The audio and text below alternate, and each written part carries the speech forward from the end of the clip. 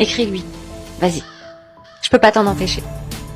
Prends ton téléphone, ouvre la conversation, relis les anciens messages, tape ce que tu as sur le cœur.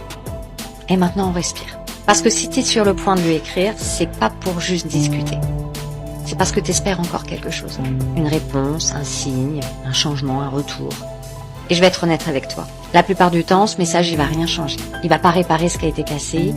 Il va pas transformer quelqu'un qui hésitait. Il va pas effacer ta douleur. Souvent, ce message, il fait une seule chose. Il te maintient attaché.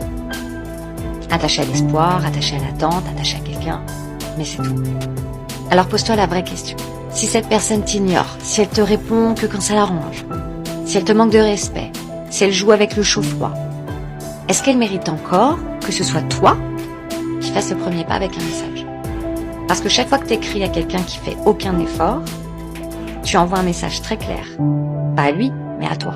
Et ce message, ça peut être inconscient, mais c'est un message, en gros, c'est moi qui dois relancer, c'est moi qui dois gérer, c'est moi qui dois réparer, c'est moi qui dois maintenir le lien. Et à force, ça t'épuise. Tu vas surveiller ton téléphone, tu vas attendre une notification, tu vas analyser le temps de la réponse, tu vas interpréter les mots. Et en gros, ta paix intérieure, elle dépend d'un message. Alors je sais que parfois, ce besoin d'écrire, il est plus fort que vous. Je sais que des fois, on a besoin de dire ce qu'on ressent, qu'on a besoin de vider ce qu'on a sur le cœur. Alors on écrit. Mais dans ces cas-là, faites-le pour vous. Pas pour attendre un retour. Pas pour provoquer une réaction. Pas pour tester si la personne tient encore à toi.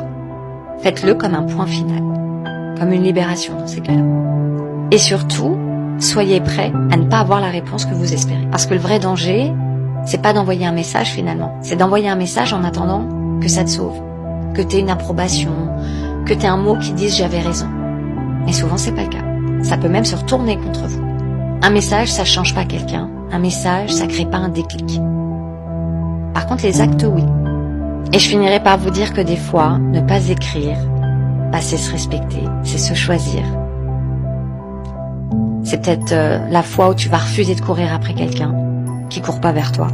Alors avant d'écrire, posez-vous cette question. Est-ce que ce message va me rendre plus fort ou plus forte? Ou est-ce qu'il va me rendre encore plus dépendant de sa réponse?